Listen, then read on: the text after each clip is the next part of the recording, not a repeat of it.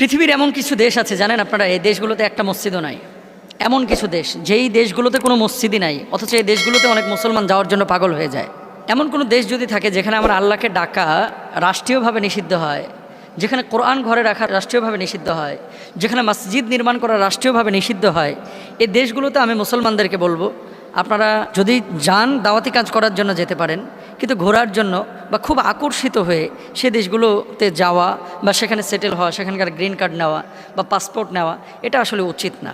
কারণ হয়তোবা আপনি বলবেন যে হুজুর আমি ইসলাম অনেক বুঝি না, কারণ হয়তোবা আপনি বলবেন যে হুজুর আমি ইসলাম অনেক বুঝি, আমি যদি চাঁদের দেশেও যাই আমি কখনো দিন ছাড়া থাকবো না, 5 ওয়াক্ত নামাজ ঠিকই মতো পড়বো। আচ্ছা, আপনি 5 ওয়াক্ত নামাজ পড়লেন, ধরেন আপনি ওই দেশের পাসপোর্ট নিয়ে নিলেন, আপনার পরবর্তী যে জেনারেশনটা আসতেছে ও যে রাত্রেবেলায় বারে যে মেয়েদের সাথে নাচবে না, আপনারা গ্যারান্টি দিয়েছে কে? আপনাকে বলি, ঢাকা সিটির ভিতরে কোনো বাবা, সে যত খারাপ বাবাই হোক, তার সন্তান চাইলেই কিন্তু বারে যেতে পারে না, কারণ রাষ্ট্রীয়ভাবে এই বিষয়গুলোকে সুন্দর নজরে দেখা হয় না এবং পুলিশও এই ক্ষেত্রে শক্ত অবস্থানে থাকে। কিন্তু এমন এমন দেশ আছে যেখানে আপনি জেনা করেন, ব্যভিচার করেন, উন্মুক্ত, যেখানে খুশি, যতবার খুশি, যেভাবে খুশি, যে কোনো নারীর সাথে আপনি মেলামেশা করতে পারেন। এ ধরনের ব্যবস্থা রাষ্ট্রীয়ভাবে করা আছে। আমি যে কথাটি বলতে যাচ্ছি আপনাদেরকে, পৃথিবীর যে দেশে কোনো মসজিদ নাই এমন কিছু দেশের কথা আপনাদেরকে বলি, শোনেন। দুনিয়ার এই জমিনটাকে বানিয়েছেন আল্লাহ সুবহানাহু ওয়া তাআলা। ফাওয়াল্লি ওয়াজহাকা শাতরাল মাসজিদিল হারাম। আল্লাহ সুবহানাহু ওয়া তাআলা মসজিদুল হারামের দিকে ফিরে আমাদেরকে নামাজ পড়তে বলেছেন। ওয়াহাইতুমা কুনতুম ফাওয়াল্লু ওয়ুজুহাকুম শাতরা। যেদিকে আমরা মুখ করি না কেন সেদিকটাই কিন্তু আমার আল্লাহর দিক। জমিনের মালিক আল্লাহ। এখন রাষ্ট্রের পরিবর্তনের কারণে, দুনিয়ার বৈশ্বিক পরিবর্তনের কারণে কিছু কিছু দেশ যেটা অমুসলিমরা দখল করেছে, স্বাভাবিক, কিন্তু এই জমিনের মালিক তারা না, এটা আল্লাহ। এমন কিছু দেশ আপনাদেরকে বলি যেই দেশের মধ্যে খুব বেশি মসজিদ আছে আর যে দেশের মধ্যে কোনো মসজিদই নাই। পৃথিবীর সবচেয়ে বেশি মসজিদ যেই দেশে রয়েছে সেই দেশটির নাম হচ্ছে ইন্দোনেশিয়া। এই দেশে মসজিদের সংখ্যা হচ্ছে প্রায় 8 লাখ, আলহামদুলিল্লাহ। তারপরে দ্বিতীয় অবস্থানে আছে ভারত। ভারতে মসজিদের সংখ্যা হচ্ছে প্রায় 3 লাখ। তৃতীয় অবস্থানে পৃথিবীতে আছে বাংলাদেশ, যেখানে মসজিদের সংখ্যা ইসলামিক ফাউন্ডেশনের তথ্য অনুযায়ী 2,50,399টি।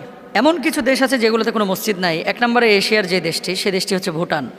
আপনারা অনেকেই এ দেশটাকে এশিয়ার সুইজারল্যান্ড বলে থাকেন। ভুটানে কোনো মসজিদ নির্মাণ করা রাষ্ট্রীয়ভাবে আইনত নিষিদ্ধ। তো আপনারা বলবেন যে জুমার নামাজ তাহলে বাঙালি মুসলিমরা বা বাংলাদেশ থেকে যারা যায় তারা কোথায় পড়ে? ভুটান তো ছোট দেশ। বাংলাদেশ এম্বাসিতেও আমি যতটুকু জানি জুমার নামাজ আদায় হয় এবং এটা ব্যক্তি উদ্যোগেই। তো ভুটানে 74.8% বজ্রযান বৌদ্ধ ধর্ম, মানে তাদের রাষ্ট্রীয় ধর্ম হচ্ছে বৌদ্ধ ধর্ম। হিন্দু ধর্ম হচ্ছে 22.6, তারপরে বন এবং অন্যান্য দেশজ ধর্ম হচ্ছে 1.9, খ্রিস্ট ধর্ম হচ্ছে 0.5%, ইসলাম ধর্ম হচ্ছে 0.4% এবং অন্যান্য ধর্ম আছে 0.2%, মানে শিখ টিক এগুলো। পুরো ভুটানের একটা দেশের মধ্যে মুসলমানের সংখ্যা মাত্র 8,000। তো আগামী 2-4 বছরের মধ্যে এটার সংখ্যা 9,000 হয়ে যাওয়ার সম্ভাবনা আছে। যারা জন্মগতভাবেই ভুটানে জন্মগ্রহণ করেছেন মুসলিমরা, তাদের কথা ভিন্ন, কিন্তু যারা সেটেল হওয়ার জন্য বা ঘোরাফেরার জন্য আপনারা যেতে চান, আপনাদের কাছে আমার রিকোয়েস্ট, এই দেশটাতে যাওয়ার আগে একটু ভাববেন। কারণ জুমার নামাজ কোথায় পড়বেন? নামাজের পরিবেশ না পেলে আপনি কোথায় নামাজ আদায় করবেন? মসজিদ নেই এমন তালিকায় আরেকটি দেশ রয়েছে যেটা শীর্ষস্থানীয়, সেটি হচ্ছে স্লোভাকিয়া। স্লোভাকিয়ায় অন্তত 5,000 মুসলিমের বসবাস। মোট জনসংখ্যার 0.1% হচ্ছে মুসলমান। মুসলমান বহুবার মসজিদের দাবিতে সোচ্চার ছিল। 2016 সাল থেকে সেখানে ধর্মীয় পরিচয় নির্দিষ্ট না করার একটি আইন বলবৎ হয়েছে। এখানে কোনো মসজিদ নেই। মসজিদ নেই ইউরোপের আরও একটি দেশ, যে দেশটিকে আপনারা অনেকেই যাওয়ার জন্য স্বপ্ন দেখেন, এস্তোনিয়া। এ দেশটাতে কোনো মুসলমান নেই। মসজিদবিহীন আরেকটি দেশের নাম হচ্ছে মোনাকো। এখানেও বিপুল সংখ্যক মুসলিম জনগোষ্ঠী বসবাস, কিন্তু এখানে পশ্চিম ইউরোপের দেশ হওয়া সত্ত্বেও, অর্থনৈতিক সমৃদ্ধ দেশ হওয়া সত্ত্বেও এখানে কোনো মসজিদ নেই। আয়তনে প্রায় 2,000 বর্গ কিলোমিটার আয়তনের একটি দেশ। তারপরে দেখেন জনসংখ্যার দিক থেকে আরেকটি দেশ, সেটি হচ্ছে ফ্রান্স। ফ্রান্সে মসজিদ আছে, ইটালিতেও মসজিদ আছে, কিন্তু ইটালি ফ্রান্সের কাছাকাছি দেশ হওয়া সত্ত্বেও মোনাকোতে কোনো মসজিদ নির্মাণ করতে সাধারণত দেওয়া হয় না। যারা আদায় করে নামাজ, তারা ব্যক্তিগত উদ্যোগে আদায় করে থাকেন। ইটালির মাঝখানে একটা ছোট্ট দেশ আছে, দেশটির নাম হচ্ছে ভ্যাটিকান সিটি। পোপদের দেশ বলা হয়। ভ্যাটিকান সিটিতে কোনো মসজিদ নির্মাণ করা হয় না। তো আমি যে কথাটি বলতে যাচ্ছি, আপনি যেই দেশে যাবেন আগে খেয়াল করবেন এখানে ইসলাম ধর্ম অনুসরণ করা যাবে কিনা। হোক অমুসলিম দেশ, অনুসরণ যদি করা যায়, রাষ্ট্রীয়ভাবে বাধ্যবাধকতা না থাকে, আপনি যেতে পারেন। কিন্তু যেখানে মসজিদ নাই, ইসলাম অনুসরণ করা যাবে না, কোরআন অনুসরণ করা যাবে না, এই দেশে মুসলমানের জন্য যাওয়াই জায়েজ নাই। দাওয়াতি কাজের উদ্দেশ্যে হলে যাইতে পারেন। আরেকটা দেশ, ফুটবলের দেশ, আপনারা অনেকে এদের খেলা দেখেন, উরুগুয়ে। উরুগুয়েতে মসজিদ নেই।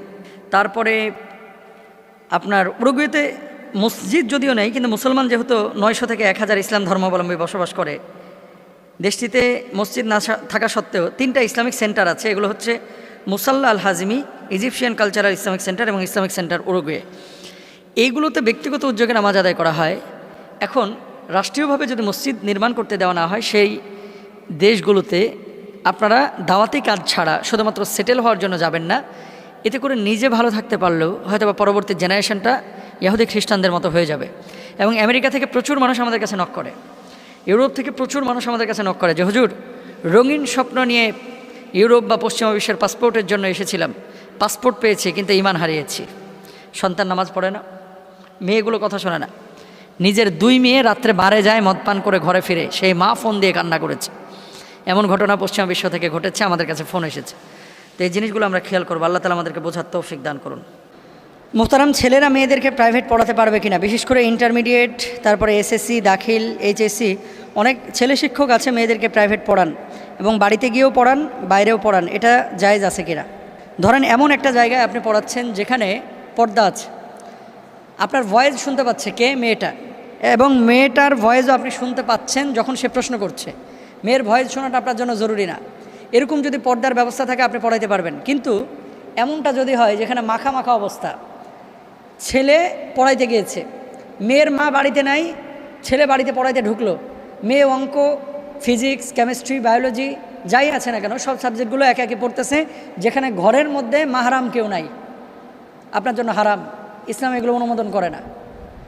এখন আপনি বলবেন যে ইসলাম অনুমোদন করে না, সমাজ তো অনুমোদন করে। আমি সমাজের দৃষ্টিভঙ্গি বলতেছি না, আমি কোরআন হাদিসের দৃষ্টিভঙ্গি বলছি।